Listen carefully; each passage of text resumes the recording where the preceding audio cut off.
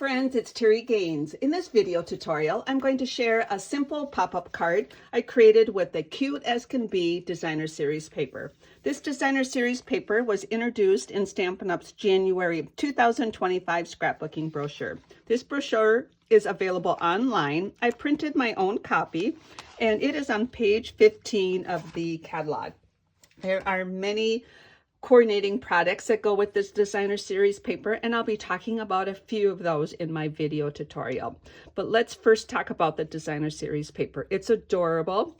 It's 12 by 12 in size. You get two each of these 6 by 6 design. You have a decorative design on one side and a background on the other side. They coordinate with Stampin' Up's exclusive colors and cardstock inks and a variety of different products.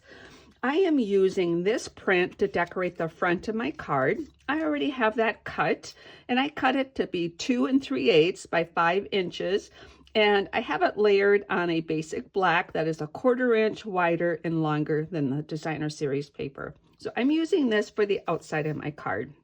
For some additional decorative images, I'm cutting bees right from the designer series paper. I have cut out 3 bees from this design. One bee flying in this direction holding a heart, the other bee in that direction, and then this one flying straight ahead. So one each of these I've cut out ahead of time. I also cut one of the bees out of this design, this bee flying straight ahead, and I've got that one cut out also. Now I will tell you that I do not enjoy cutting out, and there are no coordinating punches or dies that will cut this out, but I don't worry about imperfections because I cut out leaving white space, and then I layer it onto white cardstock, my basic white cardstock, so it camouflages all of my imperfections. So that's what I've done ahead of time. I also have used some of the coordinating products to help with my embellishments and panels for this fun fold card. So I am using the dies that are also introduced from the Stampin' Up scrapbooking brochure. It is called, oops, I grabbed the wrong one, Meant to Be Bundle. You have the stamp set and the dies. There are 24 dies in this die set, and then there are 18 dies in the stamp set.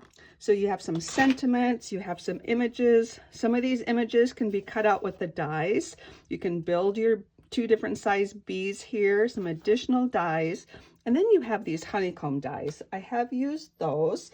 Now those are pretty cool. You get 5 of them, and they're 5 different sizes. They layer, but when you cut one out, not only do you get this image, but you also get this image all in the same die.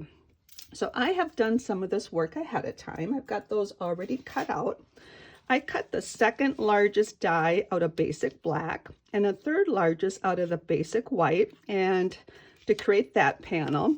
And then for this one, I have the smallest in basic white and the second smallest in basic black, and I've already adhered those together with my adhesive. Now you can see that there's a textured design on this one. I did that before I layered them, and this is from the Plaster Painting 3D embossing folder. Within embossing folder, you place your cardstock in, you close the folder, use the right stack up on your die cutting machine and run it through, and you're going to get this texture. This folder is large. It's like 6 inches by 8 1/4 in size, and it's got such a fun and unique design on it. So I did that work ahead of time. The other images I have here is I have this heart. That heart is from a stamp set that is, or the heart is from a punch that's in the annual catalog, and it coordinates with this product. It's the Bee Builder, coordinates with the designer series paper in the previous bundle I just showed you. So this is a stamp, there's a stamp set you can purchase and the bee punch. And as I mentioned, it coordinates because you can see it's got the same style font. You've got a third bee size, so you got 3 different bee sizes. With this bee, you can punch it out with the punch, and then you have 2 heart punches. So I stamped the love you and punched it out with the heart punch, and I did that ahead of time. I'm using Memento ink, So I've got that done ahead of time. And I also have 2 circles that I punched out, one with the 1 3/4 inch circle punch and the other one with the 2-inch circle punch, and I stamped hello, and the hello is from the beautiful butterflies stamp set. Boy, now I think I have all of the details for you on how I prepped all of this. Now this is my decorative panels and decorative images and my pop-up panel. We'll talk more about the pop-up panel in a moment. So then let's go, the next one up is the pop-up mechanics. So that is a piece of cardstock that is cut 4 inches by 1 inch. It is scored at 1 inch, 2 inches, 3 inches. I did that ahead of time, and I also did put my tear tape on the end panels ahead of time. And the reason I did that is if I'm going to make more than 1 card, I cut my cardstock to be 4 inches long, or I'll say long in that direction. Then I score it. So then I score it 1 inch, 2 inches, 3 inches. Then I put 2 strips of tear tape. I love the tear tape because you can tear it. You don't have to cut it. You can do either or. And also I love it because it has a backing on it. So once you apply it, you're protecting that adhesive until you're ready to expose it. So it's perfect for this type of scenario. So I put that down and then I cut my 1 inch strip. Now I can cut a second one, a third one, a fourth one, and a fifth one. So if you're going to make 4 cards, make this 4 by 4, score it, put your tape down, and you can create all of those. Now I will tell you, I always create this pop-up mechanics in the same color as my card base. So the card bases, I give you 2 options here, and one is 8.5 by 5.5, scored and folded at 4 1/4, and it can open up in this direction. And then the other option is 11 by 4 1/4, scored and folded at 5 1/2, and it's going to open up in this direction. So you need to decide which format you want when you're creating a simple pop-up card. Now I will tell you how I make my determination is what size image is going to pop up. You want to make sure when you close your card, your pop-up image doesn't peek out your card. It has to stay inside. So that means it has a max size. So I'm going to talk about that in a moment, but let's first attach this. I'm getting ahead of myself. So I'm going to use this for my card base because I know my size of my pop-up panel. Now let's talk about this mechanics. With the adhesive on it already, you're going to make all of these score lines mountain folds. So fold them all to be mountain, and then it's a good idea to burnish them with your bone folder. And I put it over on this side. Here we go. So I'm going to just take the bone folder and burnish those. So just crease those so they're all mountain with your adhesive like that, because we're going to create this little box and you want adhesive on these 2 panels. Now this is going to go right up to the fold of your card. So you take the 2 ends, you basically fold it in half with your 2 ends here. And I already talked about this tear tape. It's perfect because it's not going to adhere until you take the backing off. So what I'm going to do is I'm going to place this down, and the 2 ends are facing or up to the center fold. I'm going to take my backing off. Now that adhesive is exposed, I'm going to look for equal spacing here and here. Now I'm using the very same colored card base and mechanic piece. It might be hard to see on the video, but the reason I do, as I mentioned, they're camouflaged. I just prefer to do that. So what I do is I put them up to the fold. I don't hold it onto it too tight, but just hold on to it. And then as I close the card, I let that mechanic piece move over if it needs to. And then close the card, apply pressure here to burnish that. And when you open it up, that tab is attached. And it's moved over. It's not right up to the fold. So closing it determined where it needed to be. I let it slide if it needed to slide. So once you do that, you turn it over, open it up, hold this flat, The end has to be to the score line. Take your backings off and then hold that down, close your card, apply pressure. Now you have your mechanics attached to the inside. The reason I do it in that fashion is so it closes and nothing buckles here. It's nice and flat. It folds flat for the envelope. I always decorate the inside first. I tend to find if I decorate the outside and get confused or something, I can sometimes put the inside on upside down or the wrong direction. So I decorate the inside first, and to decorate that, we're gonna put the pop-up panel. Now I've already told you this is my pop-up panel. Now this panel is going to get attached right to this piece here. So it's going to get attached here. So when it closes, and it's not going to peek out. Now, the reason I have these max sizes, as I mentioned, is you don't want them to peek out. So what I did was I cut pieces of cardstock to the sizes I told you that were max. And for the 11 by 4 1/4 card base, that's this one. This is what I selected as the max size.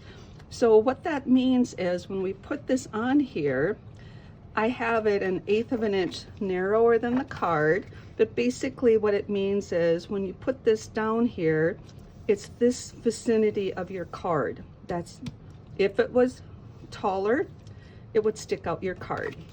So hopefully that all makes sense. So that's the max size for here. If you chose your card base to be this, open up this way, this is the max size for your pop-up panels because you want it to be this area of your card, okay? So let's see, this one, if I was to put this panel on this card, it would peek out. That's why I'm choosing this format. See, I could have just showed you that, made it a lot simpler, but my goal in this video is for you to know how to make a simple pop-up card using any of your product at home. And if you put a panel on here and closed it and it peeked out, I know I would have been disappointed, and I'm sure you would have been too, so I'm giving you all of those details. So back to this. This is what I'm going to attach here, and it only gets attached here, and I'm going to use the tear and tape. I'm going to put 2 strips of it here, and I'm going to take my paper snips and cut it. And I make sure it doesn't go right to the edge of my cardstock. We don't want anything exposed, then it can hamper causing your card to stay closed when you close it. So I put it here. Now I do want to tell you, it's not going to lay flat. We have this buckling here. That's because we don't want the buckling when you close the card. Okay, so how I do this is I put my adhesive on here, take my backing off, and then what I do is I take this, I don't have any words on here. If I had already stamped hello or love you on here, I want to make sure it's right reading like that, and then you're going to turn it face down like that. So you turn it face down, you make sure it's equal on the sides, so it just fits in this card. You look for equal spacing, levelness here, this being level to that. If this was a different shape, maybe you don't have that, if it was an oval or something. So I look for that, I make sure it's not gonna peek out on the edges. I push it up to this mechanics. So I'm pushing it up to that mechanics, looking for all this other stuff to be straight here inside the card. Then I close that, apply pressure. Now when I open it, it pops up my image. My image is attached to that mechanics, and that's how you do that. So for the rest of this, what I'm going to do is do my decorative images. I created this to be where I could sign the card. I could put my message to who I'm giving the card to, and I'm going to put that one right down here. I'm going to attach these with my stamp and seal. I'm going to use my silicone craft mat, and there's enough space here that I can apply my adhesive right to that. So I'm going to have this be flying in this direction, and let me put this heart on next. So I'm going to put the heart on here. Now the decorative images that you put on your card, you can choose what they can be. Maybe this is a stamped panel. So I'm going to put love you here. I'm going to take this bee and attach that one flying like that. And then this one, put adhesive. Now I'm choosing not to use dimensionals. I'm not attaching these with dimensionals because that's going to add thickness to the inside of the card, and which is not a problem. I'm just choosing not to. So that's how I have my inside. So when I open up the card, that's going to be my pop-up image. Now I'm going to decorate the outside because now I know that I'm not going to make a mistake and put something on the wrong direction. So that's the inside. I'm going to close the card. This is going to go over on the edge. I am going to put this on with some dimensionals, just pop up the image on the outside. So I'm going to put 3 dimensionals. These are fairly strong, so you don't need a lot of them, but you just need to make sure you have 2 or 3 on your images just to get them to pop up. Now I'm going to cover up that jar. So I'm going to move this up. And for this bee, I'm going to put that one on with a mini glue dot.